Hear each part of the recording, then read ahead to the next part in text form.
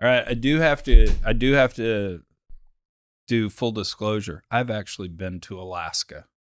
I went with a friend to Alaska. It was July 4th time frame, so it's summer in Alaska. We land, we go out and eat dinner, we go to a bar because a band's playing. 1 o'clock in the morning, we walk outside. I may or may not have had too much vodka that night. I walked outside, sunlight everywhere. I got down on my knees and prayed to God and said, I will never drink again, God. I don't know what's happened. Freaked me out, the sunlight at 1 in the morning. Because you thought you'd just put on a really long bender. I had no idea what had happened, but I knew it was bad. There was something with the bender that, I don't know what had happened. But anyway, that was funny. No, beautiful up there. Never had a bad time in Alaska. And as you say, it's beautiful up there. Yeah, it really is. The only problem is everything is bigger in Alaska, including the bitey things that fly. The mosquitoes. Yeah. The running joke, and I will say it politely, is that they have sex with the chickens. Exactly. That's what I've heard. Yeah, exactly. So, David Hobbs, how did we meet?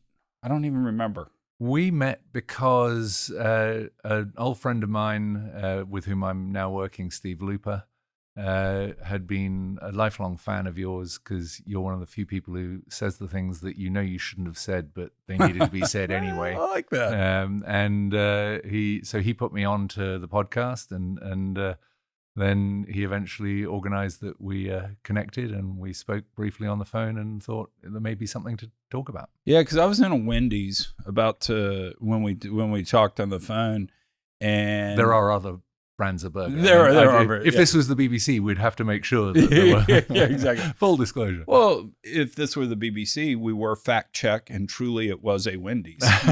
We wouldn't have fact checked that in America. But the girlfriend used to work for the BBC, so I get. Well, there you go. I've actually seen the format book from the BBC in terms of all that. Yeah, it's great. But no, the interesting thing is you started talking about Alaska, and I haven't heard anybody talk about Alaska when it comes to oil and gas in forever. I mean, there's Prudhoe Bay and BP back in the 70s. Yeah. And so I was like, I want to talk about this. The only really good source of recent news has been the problems getting the Willow development approved, and was it going to happen? Was it not going to happen? You must have. I have. Yep. You got Colin's chair there, I guess. Sorry about that. Let's try that again. There we go. Perfect. Yeah. So level set me. Tell me what you're doing up in Alaska. So I'm working with Pantheon Resources, who are developing some very large oil fields in Alaska. And as you said, and wasn't that long ago that Alaska was yesterday's news and not much going on. Over the last 40 years, there's been talk of a gas pipeline, but that was sort of the only real, tick, tick, tick of news coming out of Alaska. But actually, if we cut to the headline first and then work back from it, the next decade is going to see Alaska as one of the most active places for development anywhere in the world. You've got big development out in the National Petroleum Reserve, ConocoPhillips developing the Willow field, and my guess is that it's an awful lot bigger in terms of the core field and its satellites than has been let on to date. You've got Santos, who are developing Pikka Horseshoe. That's the old Bill Armstrong assets that he sold a large share of. And the other development that's coming on will be Pantheon Resources, and that's two big fields. Most recently, the Kodiak field was appraised by Netherland Sewell, and they gave contingent resources just south of 1 billion barrels. And the great thing about that is that it's sitting right next door to the Dalton Highway and the Trans-Alaska Pipeline. So instead of spending years and billions to get to an export route, it's sort of like a really cold version of West Texas. Nice. So do this, because then I want to dig into that and have you tell me everything that you can tell me about that. But real quick, give me background. Where'd you go to school? What'd you do in your career? And when you say you're working on it, what does that mean? You got a company, et cetera. Okay. So I'm originally a petroleum engineer from the Royal School of Mines, Imperial College. I worked as a drilling engineer in the North Sea and the Irish Sea for a few years, then moved to some independent companies and ended up around 2000 working with Cambridge Energy Research Associates, Dan Yergin's outfit, and spent a decade there, ended up as head of research and chief energy strategist until I got asked to come and help set up a think tank in Saudi Arabia. So the King Abdullah Petroleum Studies and Research Center, which is just outside Riyadh, and building from scratch a team of about 100 energy, economics, environmental, and policy researchers. And then I thought I was finished and I was going to go and sail down in the Caribbean, heading towards the Panama Canal when do a podcast, wear hoodies, hang out in Richmond, Texas. Well, some your version of that. Well, that sort of thing, you know. Yeah, there you go. I thought I'd paid my dues, and as I say, COVID hit. We turned tail and sailed back up to Rhode Island and left the boat there. And when eventually we were allowed back into America, we were about to set off doing the same thing. I got a call from the team at Pantheon Resources who had some issues that had led to a collapse in the share price, and asked if I could come and help. So I'm now the executive chairman of Pantheon Resources. We're in the process of turning it around. So Pantheon Resources, people want to Google, or look it up, find out more. Assuming you got a ticker symbol, you got a website, all that sort of thing. So, and where are you publicly traded? Currently on the London exchange, the AIM market, okay, and it's PANR. There is an OTC ticker, but I'm not quite sure how those things happen because it's not something the company does. Right, but that's PTHRF.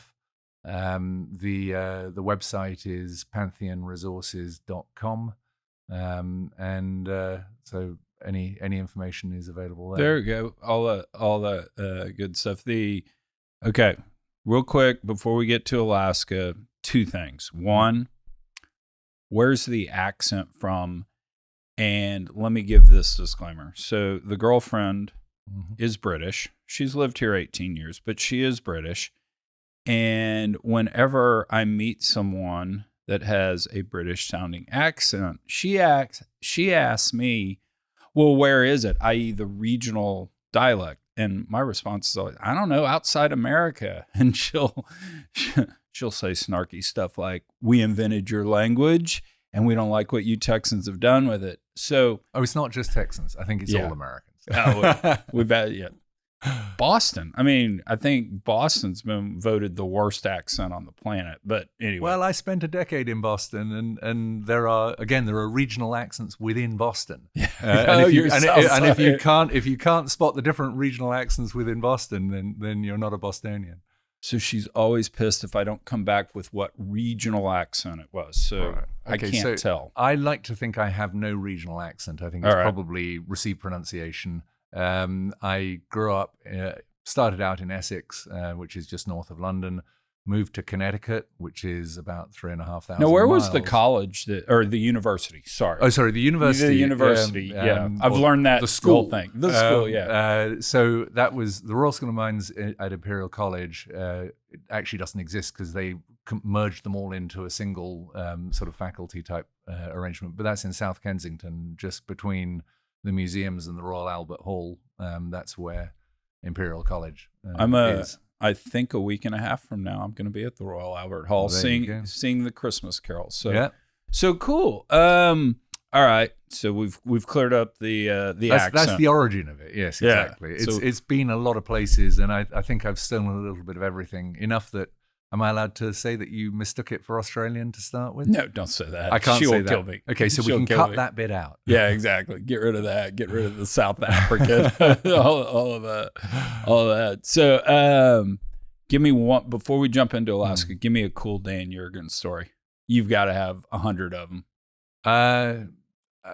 There are hundreds of cool Dan Yergin stories, of course, and some of them I'm sure are repeatable, but no, I think that let me rather than a story, let me just tell you what's cool about Dan. Yeah, which love is to hear it. that Dan is, because he's a historian and a journalist at heart.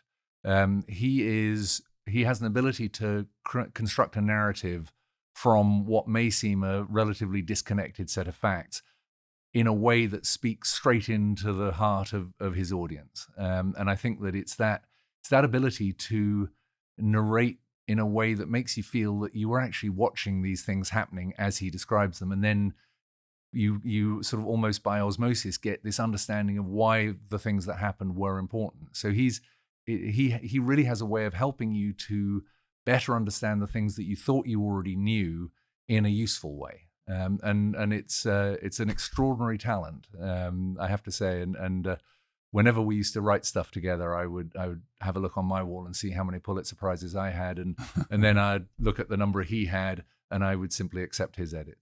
That's great. And I agree with what you said, and I will kind of pile on and say it's brilliant on an absolute basis, but when you go to those skills on a relative basis with the rest of us in energy, because we're a bunch of geeky engineers that can't tell a story to save our lives, it was even more impressive because, I mean, very, very few of us actually have a gift for storytelling like he does. Absolutely. And the other thing that a lot of us don't have is the ability, maybe it's the humility, to learn and take a brief. Because quite often we get told things that we think we already knew, and we're resistant to the nuances that help us to understand information and turn it into insight. Yeah. No, that's very...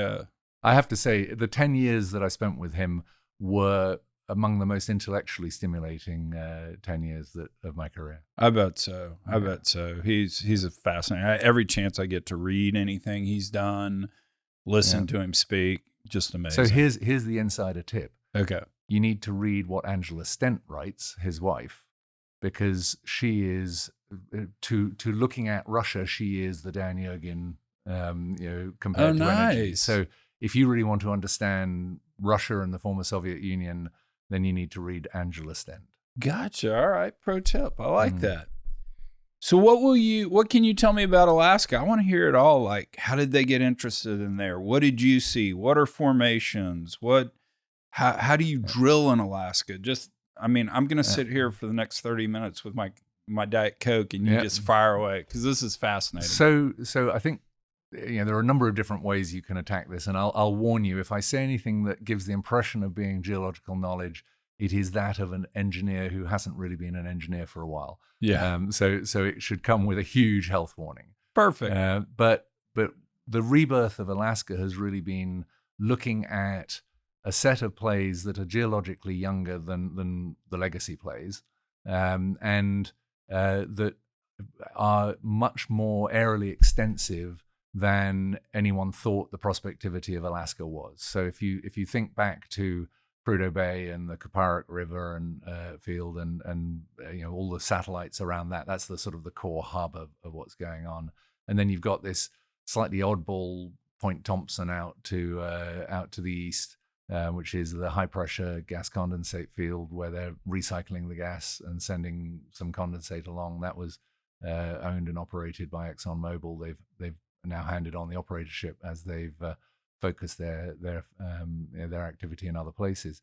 And then I couldn't tell you exactly when the reappraisal of the Cretaceous potential. You'll have heard of the Nanashuk, which is, I think, God, I hope I get this right, Maastrichtian, after Maastricht in Holland. So the European influence is strong. So the Campanian and then the Maastrichtian on top are the top end of the Cretaceous, and they were younger fields, and no one really knew that it was there in terms of the extent to which it is. Hi, this is David, interrupting the podcast to say I ran it past my geologist who told me that I screwed up.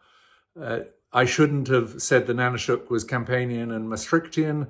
I should have said that it was Albian and Aptian. In a moment, you're going to hear me screw up and forget to mention the Shubelik Shale as a key source rock. And in addition, he said there were other minor errors, but none of them as embarrassing as those.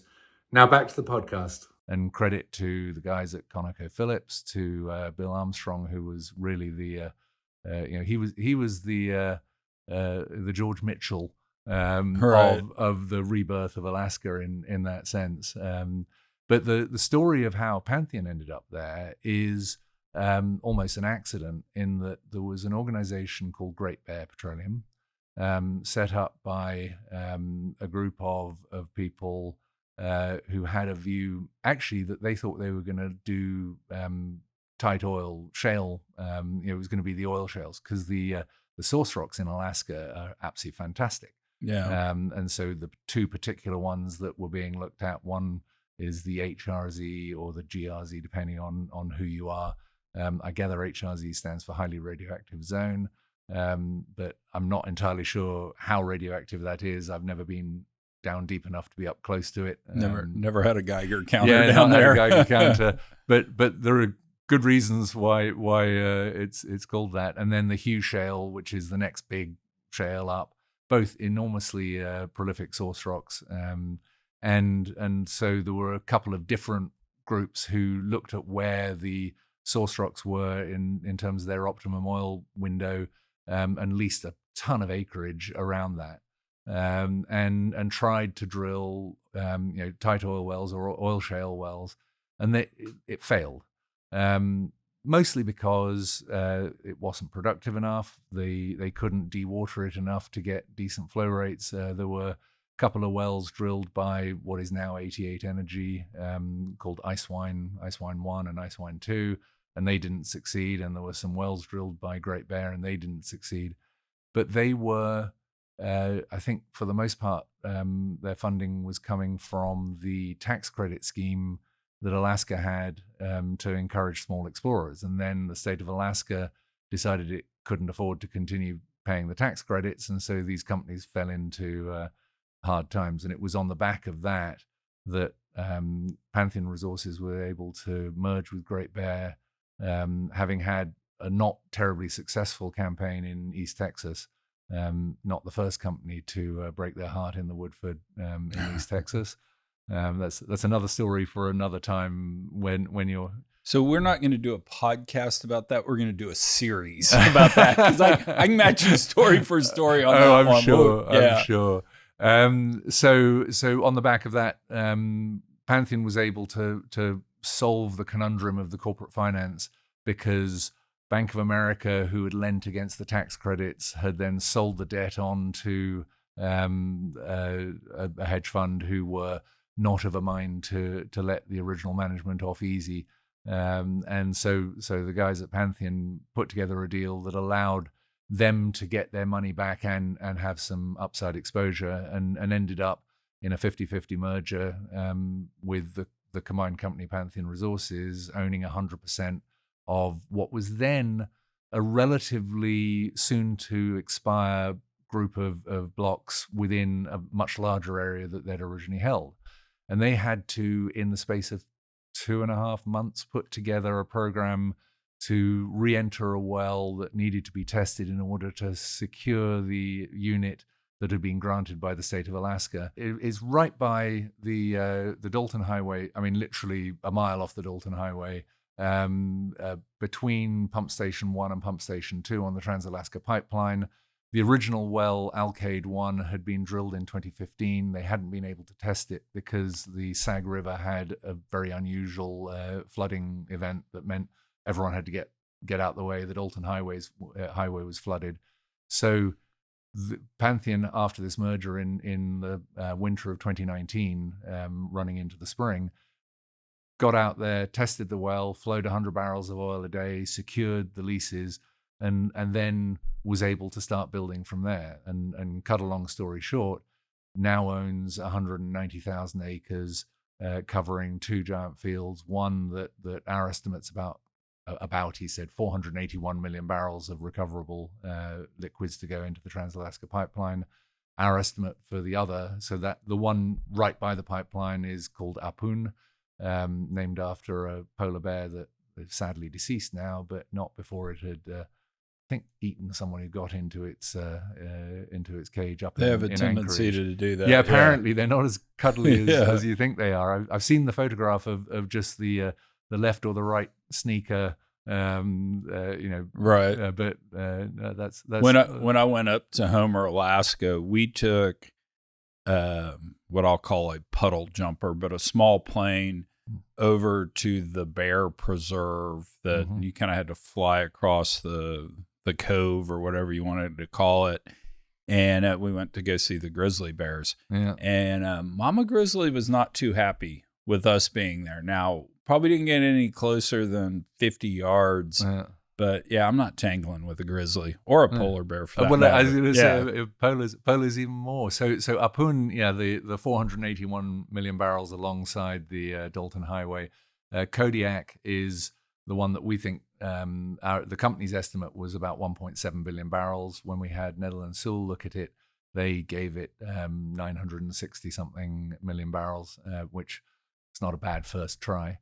And so between those two assets, and then we drilled a subsequent appraisal well just alongside the Alkaid one to demonstrate that the resources by the Dalton Highway could flow at commercial rates.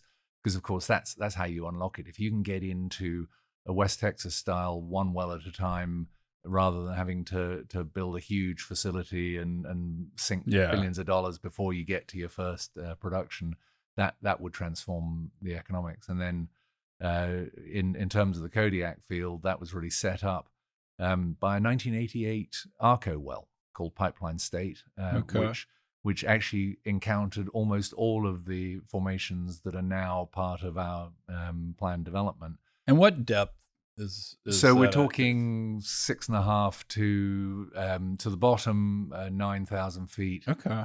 There's Kuparik as well below the HRZ shale that was encountered in a couple of wells, and maybe something to come back to, but it's overpressured, it's tough. You start with the easy stuff and work your way down.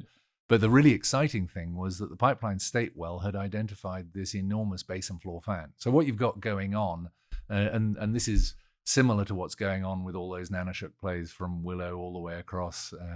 And now you've probably seen recently that Apache farmed into the Lanyappi acreage, which is Bill Armstrong's new venture. And his thesis is that what was all found in the West in the Cretaceous is just continuing all these cliniforms across one side and the other. And so it's similar sort of thing. You've got this moving coastal margin, and it's being filled with all sorts of stuff along the way. Well, one of the things that it got filled with by us is this huge basin floor fan, which we reckon is north of 20 billion barrels of oil in place, which is no small accumulation of oil, and that's 1,500 vertical feet of column, and in terms of vertical relief, it's a couple of thousand of feet of vertical relief. So the Arco well, Pipeline State, sort of set that up. We drilled a sort of not quite twin, but another one in what we hoped would be a better place for all the various formations that were found. That came in and set up for a well 10 miles away, 1,000 feet up dip, and a much thicker section that proved the Kodiak resource. And that's so this is just standard vertical type stuff. What kind of completion are we going to have? So the exploration well's obviously vertical. Yeah. The first appraisal well up in the Alkaid area, which is sort of the northern part of Ahpun, was drilled with a horizontal well, basically using an unconventional frac. So 5,000. I mean, in order to prove the concept, 5,000 foot lateral, 29 or 30 frac stages, just looks like a version of a West Texas completion. And in development, we'll be drilling 10,000 foot laterals and probably 60 frac stages. And using the latest knowledge as to how to run it best. The frac we did was probably, this predates my arriving. So again, less confident that I'm 100% right in terms of my Sure. description, but it was what I'd describe as a second gen frac. We actually went back in to test a newer version, slick water, micro emulsion breaking chemicals, 100 mesh sand rather than coarse sand, much higher pump rates, much less perforation to get limited entry, and therefore a much more complex frac. And the consequence of that was really, it was a step change in the efficiency of the frac, which is what's given us incredible confidence in the ability to develop this thing economically. What was the doctor's name on Star Trek? McCoy? Oh, McCoy. Dr. McCoy. When they would always have the episode, or in the movie or whatever, they would go back in time and he'd be in a hospital and he'd like, these barbarians, what's wrong with them? That's kind of how we've gotten with fracs. And what's wild, what I think so wild about fracs, particularly, let's call this kind of virgin territory for fracs is, and I love you engineers, so please don't take offense, but y'all have no idea why a lot of this stuff works. Yeah. Really good at suggesting an experiment, isolating a variable, testing it, measuring it, and improving upon that. It's been the age of the engineer, but... Well, okay, before you get to your but, and my mother always used to say, whatever comes before the word but normally means nothing. That's just the setup. That's just the setup. The other thing you need to know about engineers, though, is that if you disagree with them, they will generally blame themselves, because it can only be that they didn't explain it properly. Right. So be careful. Yeah, fair enough. If I start explaining again more slowly, you'll know. Exactly. Yeah. Gonna have to dummy it down for this one. Yeah. No, but no. So love hearing the stories about the old fracs, what we're gonna do on the new fracs. And it's just it's an amazing trajectory we've been on. Yeah, and we were lucky. We managed to get hold of a guy that I'd known for a while who's fracked a lot of wells and a lot of unconventional plays. And you're right. It's not so much. I mean, you're right, Dr. McCoy. I do remember whichever one it was where Scotty started speaking to the computer until he saw a keyboard and said, "Oh, how quaint!" as he started to type. Didn't he design the tank for the humpback whales that they had to bring forward in time to stop the Earth being destroyed? It's there's always V'ger about to destroy the world. It's just mostly we don't know about it. Yeah. So when we're looking at this place, I mean, is structure going to matter to this? Is it just the blanket sand and it's going to be all about the frac? Well, so in terms of the Ahpun field, it's not really so much structure as you've got these different sands in the shelf break, and of course, and geologists, forgive me for what I'm about to say. The arrogance. I'm not one. Oh, so, no. Yeah, but you may have a geologist listener, and I just don't want to alienate them unnecessarily. Rock licker. Yeah. But it's easy to have the arrogance of thinking that you know what's there, so you start a numbering or a lettering of zones, and you start in the wrong place. Right. And that's sort of what's happened here is realizing that there are more flooding events that mean that there are probably more sands than you originally thought, and you then is it A.5 or should you have gone with numbers, or what should you have done? But you've got effectively two things. You've got the original discovery in Alkaid, which really, you say engineers don't know what's going on. Even the geologists here aren't quite sure what's going on. Right. You can see it on the seismic. It's 3D seismic all over it, and it lights up with everything to tell you that it's likely to be oil bearing and porous, and the wells have proven it is. But the real excitement of Ahpun is these shelf break zones that are much higher permeability, and they're in the way they're distributed. That's just an engineering and seismic interpretation problem of putting the wells in the right place. The really interesting thing about the basin floor fan, which is the Kodiak field, is that because it's got so much vertical relief, and the critical thing that impacts the porosity is how deeply it was buried. The stuff that was buried deep obviously has lower porosity than the stuff that was never buried as deep. Right. But partly because of how long it's been down there, partly because of the compaction Sometimes it's mineralization, and you can see a pretty clear trend that the maximum depth of burial versus the porosity gives you a pretty good correlation. Of course, the depth you find it at may not be what its actual maximum depth of burial is, because it may have been uplifted over time. So you have to do cool geology stuff to. Speaking of having to explain things slowly, going through with Mom that formations just aren't laid right on top of each other like pancakes. Mom's smart lady, valedictorian of her high school, graduated from Rice University, but that was a little. No, Mom, the pancake can be pushed up. No, the pancakes don't stay where they were. But the and also sometimes it's not laid down on a flat surface because the surface may have had a shape and filled it in, and that's partly what's gone on. The reason it's such a thick basin floor fan is because actually it was being laid down into a sort of a bowl, effectively. But what you find is, as we move from the discovery well in Talitha on that, which is sort of at the deepest and worst quality, and you move 1,000 feet up, and then you can move in our acreage another 1,000 feet up, you end up with the porosities getting to be 2 or 3 points higher. Now that doesn't sound like a lot, except that's average. And in these very thinly, you remember that tiger striping type thing where you've got very thin sands and shales, and on average it looks meh.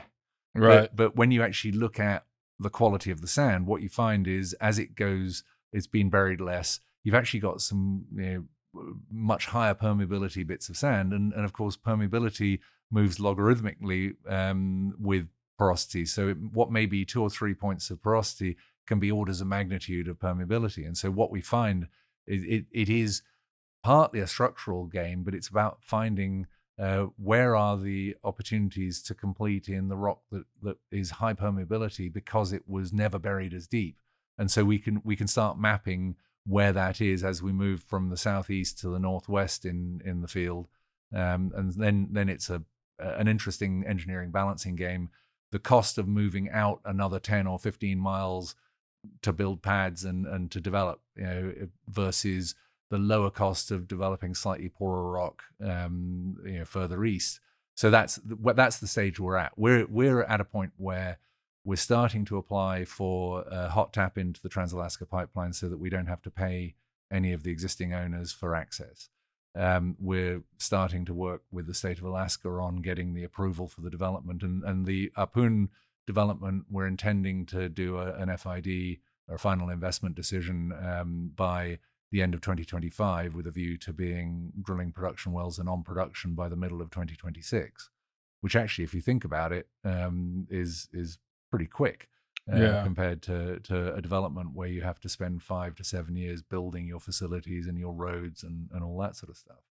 Kodiak, that's going to take a little bit more appraisal just because it's so huge, and we've only got 3 wells in it, and potentially a lot more oil further to the west. We're going to need to do a bit more appraisal just to work out where do you need to put the pads in order to make sure you put them in the right place. So we're going to be starting up production and ramping up from 2026 onwards. And so we're in the stage of doing all that planning work and all that assembling the supply chains, because it's a manufacturing problem. You just laid out why I've never done a deal on Alaska in my life. Just, private equity, we were doing, call it $100 million, $150 million per company. And the work you have to go through to kind of figure out these plays, because a lot of times we were drilling the first horizontal well in a county. I mean, we were kind of Captain Kirk, boldly going where no man's gone before on stuff. You didn't have a lot of dollars to go and figure out whether you had something. And the unfortunate thing, the great thing and the unfortunate thing about an engineer is they always feel like they can fix something. And they can, usually given time and money. And the hard part for my job being the finance guy was to say, no. Well, that's okay. So that's how the opportunity for me came up, because the company, by the start of this year, had spent north of $300 million on in aggregate between the legacy Great Bear ownership and Pantheon subsequently. and had all but run out of money. And look, I think there are probably three rules that you from your side of the fence would also agree with. The first is that none of those oil companies ever went bust because they had too much cash on the balance sheet. Right. The second one was they could always get money when they didn't need it, and if you needed it, that last dollar cost you $1 million. I used to always tell my limited partners, when you don't feel like giving me the money, that's when you should. Yeah. When you want to give me the money, you probably shouldn't. Yeah. Oh, no, exactly. Yeah, exactly. And then the third rule is never believe in your stuff sufficiently that you forget the first two rules. Yeah. And I think that, in good faith, these guys thought that the well they were drilling was going to prove up the unarguable commercial case. They set expectations for what it was going to do, and they overspent because if you think about doing it during COVID, to the point where for the frac spread, they were bringing pumping equipment in from Russia and from Canada and from all over the world. So everything ended up costing a lot. And as the operations vice president says, he'll never underestimate the power of Canadian trucking unions ever again. You would not believe what the sand cost.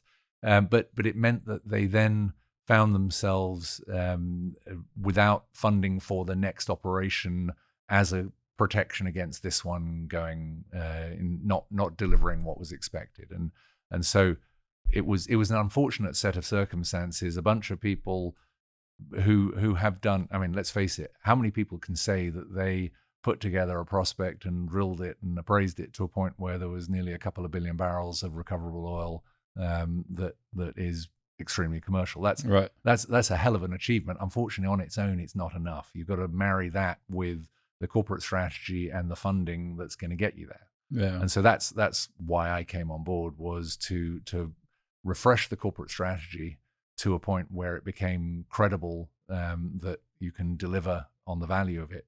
Because it wouldn't be any comfort to Pantheon shareholders for the asset to be producing a couple of 100,000 barrels a day 10 years from now, just owned by someone else. Right. That's that. We always would talk about, the analogy for us was a resort development. Someone has a vision. This will be beautiful. They go in, they build the fancy resort, don't make enough money, go into bankruptcy. Second person sees the vision of the first person. Wow, this is great. Buys it out, breaks even. The third person buys it cheap enough where then they make money. Yeah. And that's really been the challenge. And so, the easy thing to do would be to have come in, new broom. I'm sure you've seen it again. New guy comes in, kitchen sink full of write-offs, rebase down to a point from which their tenure is going to look like genius. Because, right. So the easy thing would have been come in, do a rescue funding that diluted existing shareholders by 50, 70, whatever percent. Right. But make sure it had enough money that it could then succeed in what it was doing. And that wouldn't have hurt me personally. But actually with the assets and the opportunity, it wouldn't have been the right thing to do. And you're at a point. I know you're going to pretend that you don't care about your reputation, but we are at that stage of our careers where we care about legacy and we care about doing the right thing. And so the task we set ourselves was, how do we minimize the dilution, whether it's of equity in the asset or equity in the company, so that the existing shareholders capture the maximum share of the value. And so the real strategy, we looked at, what do we think this would be worth 5 years from now if we fund it, and you run the math on the type wells that we managed to demonstrate can be achieved, and it looks like it's worth between $5 and $10 a barrel, which is a large number when you multiply it by 1.5, 2 billion barrels. Right. Now, how much dilution do you have to take to get there? And the great advantage of being the West Texas of the North is we don't have to spend, on Willow they're spending between $6 and $8 billion, I think, and 5 to 7 years to get to first production. At Pica Horseshoe, they're spending, I think, $1.5 to $2 billion because they're going to use some of the, I think, Kuparic facilities. we're going to spend to get to first production about $120 million, and our total cash sink is about $300 million. Now, that's actually quite a doable number for anyone to do. And so our strategy was to look at to what extent can you achieve some kind of vendor financing that will support, so that the equity component doesn't have to be a 50% dilution of the company's market cap. And so that's what we're looking at, is with each of the major packages of development. You've got the fracking. The fracks are $5 to $7 million per well. So if you've got 1,000 to 2,000 wells that we're going to need to drill over the course of the next decade, you can imagine that the service company who have that contract without having to tender for it are going to see value in that access to a stream of work that's reliable. Right. And so what we're talking about is, how do they help us reduce the amount of equity outlay that we need to get to first production, and to the point at which we can start drawing on reserve-based lending, which is going to require, 5 to 10 wells. It's unlikely a bank's going to lend against a single well. More but I wells, mean, but I mean, in terms of when you look at the diversification of the streams, it's certainly less than 100. It's probably less than 10, actually, if you've got established decline curves for the wells and that sort of thing. Again, it depends how much of the value you want to borrow, etc. But these wells are incredibly valuable. Once you've drilled a well for, in round numbers, $15 million, and it's going to produce between 1.5 and 2 million barrels, and the first year's worth is going to more than pay for the well. Right. The financial structure of it makes it actually quite financeable. And then you may pay expensive quasi debt with VPPs. You may pay, but I mean, there is sort of something that looks like debt after you've got production. Right. So how do you get to the production, and so how do you get deferral of the vendor costs for the major packages, the drilling, the completion, the downhole tools, that allow you to get over that hump to a point where the equity proportion, instead of looking at, I need $300 million of equity, or $200 million, or even 100, it could be down to $50 million of equity. Right. And that's the path we're on right now, and trying to get that all assembled over the next quarter. And there are a lot of people in the market betting we can't do it, and there are a lot of people betting that we can do it, including me. I've been a buyer of the company's shares partly because it worked for the Greeks. It took them 10 years, but it worked for the Greeks to burn the boats. So by making sure that my money was in the company before funding, so that then I wouldn't be tempted to hold my money to put it in on the cheap in due course, that stiffens the sinews and summons up the blood.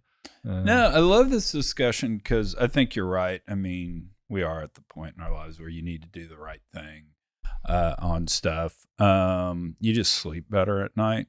Yeah. And if you've got the bladder for it. Yeah. Yeah. If I could sleep the whole way through the night, I'd be delighted. No, I don't have the bladder for that.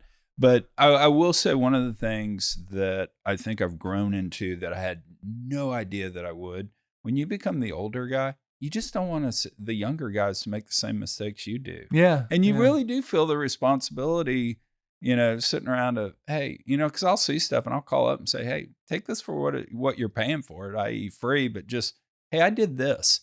It didn't work, Yeah. Oh, yeah. And that's one of the cool things about the digital wildcatters guys around here, because when I say, hey, guys, it didn't work, they always go, well, tell me more about that. And I go, well, I tried it in 2007. I tried it in 2011. And they're like, one other thing, though, to keep in the back of your mind, because I think it's great that you're thinking about it, wearing your shareholder hat, looking out for those folks. I will say this. I have had 1 million beers in my life with a CEO that sat there and said, man, if I just had a little bit more money, I could have gotten through here. Oh, yeah. I could have gotten through there. I have never had a beer with a CEO said, Chuck, what's my problem? I just raised too much money. Yeah. Look, there's no question at all. I think, and if there was, it's invidious to pick out individual mistakes, but if there are individual mistakes, that were made in the past. It was being too solicitous of shareholder interest by saying, I'm not prepared to raise money at more than X discount to the market price. And there are other companies who say, look, the market can take care of itself. I'll raise money at whatever price the market will give me. And if shareholders with the benefit of hindsight want to say that was too cheap, then I can remind them that my obligation is to the company, not to the shareholders. Because that, I mean, in corporate law, your obligation is to do what's best for the corporation. And for the most part, that's aligned with shareholders. But actually, in the end, if you have a choice between running out of money and going bust, or having raised money at too low a price, you always have to raise too much money at too low a price. And I think that's where we're going to change. Is we have to get ourselves to a position where we can overcapitalize. But before I do that, I want to make absolutely sure that we have put as much money on the table that didn't dilute, so that we've constrained the problem. Now, if we know this isn't going to happen, but if everybody who has indicated a preparedness to provide their part of the funding through the different strands that we're working, then we wouldn't need any equity. But we all know that the real world never delivers all the things you expected. So it's a question of working it through to get to that point. But I mean, you were talking about making mistakes. There are two things. One is everyone's going to make mistakes. The people you want to keep are the people who only make that mistake once. The people you want to get rid of are the people who keep making the same mistake again and again and again. And the second thing is, I could tell you stories of people who made horrific mistakes early in their career that are now in very senior positions. And when I've got people who are making mistakes, I point to this guy and I say, here he is sitting up there, or here she is, in one case, sitting in a very senior position. You would never have guessed that they made a career-ending mistake, in the first 3 or 4 years of their career. So if you ever, I tell them, what do you know about Catherine the Great? The only thing anyone really knows is apparently she had sex with horses, which is probably a myth put around by her enemies, but it doesn't matter. That's all we know, and yet we still call her Catherine the Great. So it's you can't unless what you just did was worse than having sex with a horse. There's a sporting chance that your career isn't over after all. There's hope for me yet. I love this. Never had sex with a horse. Exactly. So, it's not on my bucket list. Horse was winking at me, but I said no. So this is cool. So kind of just a punchline to sort of wrap this up is, and I'll say it, but you opine and change it, whatever. We've drilled, got enough in the way of development. We're putting a plan in place. We start hitting drilling in 2025. Is there a milestone potentially we hit between now and then that gives us more information? Are we shooting seismic? Is there some offsetting activity or anything? Or it's just literally we're kind of blocking and tackling at this point? It's a lot of blocking and tackling. It's someone said, what are going to be the catalysts that are going to move the share price? And I said, look, we're going to be the most boring company in the world, in the sense that we're doing lots and lots of pretty unsexy small things that are getting it all aligned so that we can do it right. Build a pad, get a permit. And it's rather than trying to rush for a listing in the US, putting in place a 15-month process, because we don't need to have moved the listing nor have raised a lot of money until the middle of 2025. So putting in place the program that gets us, so controls and governance, so Sarbanes-Oxley compliant, so that we've done all the right marketing ahead of time, so that when we do come to market in the US, we've got it sorted out. And so there's a lot of that kind of stuff going on, getting the right people in place, in terms of local sand supply, because we're sure as heck not going to be shipping sand from the lower 48 up to Alaska. So working with the person. I did a podcast this morning on the Jones Act, so I can guarantee you that we're not going to be doing that. No, but anyway, exactly. Yes. But so there's lots of stuff. Now, in the meantime, what are the things that are going to be market moving?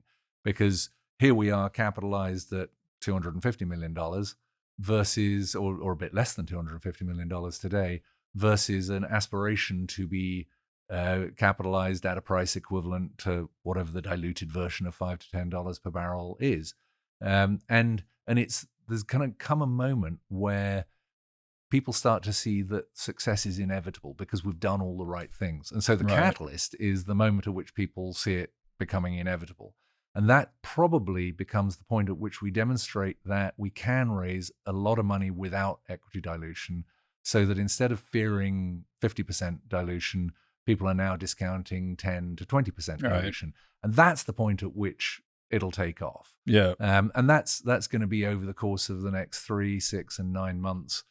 Different pieces of that will get to a point at which enough people will start to say, hey, they might actually pull it off. Yeah. So that makes a lot of sense. The one thing we didn't talk about, but I got to hear about, just crazy stories about how you have to operate up there with the weather. I mean, because in West Texas, it gets a little cold and all, but you're drilling your well, all that. Every once in a while, we have Winter Storm Uri and pipes freeze and all hell breaks loose for 48, 72 hours. But I mean, in Alaska, do we have things like breakup that we have in Canada, where you literally had to drill on ice, and as soon as it starts melting, you have so for exploration wells, you're drilling on ice, and so you've got to be off the tundra before that breaks up. And the state basically tells you, and it's typically at the end of April that's going to happen. So it's in that sense, it's very similar. But that's really something for exploration. For development, you're on gravel pads with gravel roads, and it's winterization. And I think that I think until you've been out in the kind of cold that even wearing muffled over your mouth, it's still burning your lungs. That's why when you have a blizzard hit, the state tells you you got to shut down and stay indoors. You can't have people even walking outside between the office and the rig floor. So it is very similar to northern Canada. Some of those activities up on the Mackenzie Delta, it gets just as cold there. In northern Russia, I visited some rigs way back in my career, which were in an incredibly cold place. We can take a brief pause and rewind to or just leave it in. The podcaster's job requires you to turn off your phone at the beginning, and that's literally it. Literally, I know. Hit record and turn off your phone, and I failed you miserably. And I'm feeling incredibly virtuous because while you were just getting yourself sorted out, I turned off my phones and said, I'm not going to be that guy.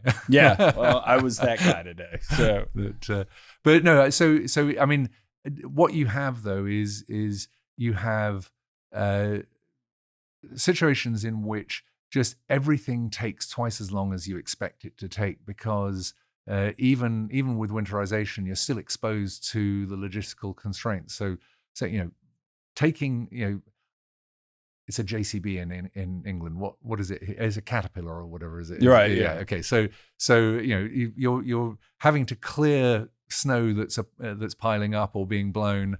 You're having to have heating for things that you'd never even think about having to heat when you're down here. Right. And the hardest part of it is you're having to get people 1,000 miles from anywhere that they really want to be on a long-term basis, and asking them to be at their most efficient in that situation. And it's in that regard, it's very much like the old days of the North Sea, where there was there was a crossover from the pioneering days where people felt that there was high esteem to being right on the frontier and taking a helicopter to work for 2 weeks and coming back and whatever else. Whereas now it's sort of like it's just a job in a difficult environment, and it's cold and miserable and dark for however many months of the year. You'd have been as freaked out if you'd come out at lunchtime and it was still dark. Still dark, yeah, exactly. So in that regard, we've had situations where you start a flow back, the blizzard comes in, you have to shut everything down, and that there's nothing that a hydraulically fracked well likes more than being shut down for a few days, during flowback, and then trying to get it all back. Particularly on track, when it's got a lot of frac fluid on it. Yeah. So, although, you know, this is a weird aside, real quick. We were drilling in the Marcellus in West Virginia. Yeah. We fracked a well, and literally something broke, and we had to shut everything in, and it sat there for 120 days while we were, and, you know, we were all, we junked the well and all. We turned it back on, and it was our biggest well to date, and we produced back 6-7% of the frac fluid. Yeah, now it dissipated now, and that became standard operating practice. But like, we would have fired the CEO that walks in and suggested that. Exactly. It is crazy on that. And actually, you know, Tony Bauman, our senior vice president of engineering, was in the Marcellus. You know, and he started out saying, well, you know, we fracked wells in 0 of your American Fahrenheit degrees rather than our European metric ones. But you know, and even as low as 10 below. So how hard can it be in Alaska? And then he was up there for an operation at one point, and he said, "Yeah, this isn't Pennsylvania." That's awesome. Well, David, you were cool to come on and talk about this. At some point, you got to come back and tell us what happened.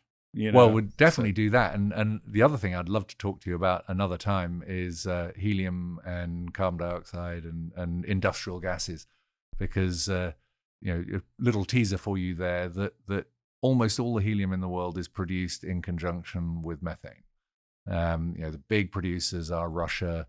You've got a lot of production in America, and then you've got Qatar. If we're in a world that's trying to decarbonize, then all of the technologies that we have, you know, even that phone that rang, helium was involved in its manufacture to create an inert atmosphere that high-tech kit can be made. You can't launch rockets without helium. And so how do we make sure that we don't shut down modern life in our quest to shut down fossil fuels? So it's and plus, how can we have life where you can't suck on a balloon and make the the squeaky voice? But if we can do horrible. We can do that with hydrogen. so it's okay. The world for squeaky voices will be fine. But what's happening in the global helium industry is really interesting. Well, let's definitely do another that. Conversation another day. Let's do that. Again, thanks for coming on. Hey, it's a real pleasure. Thanks, Jeff.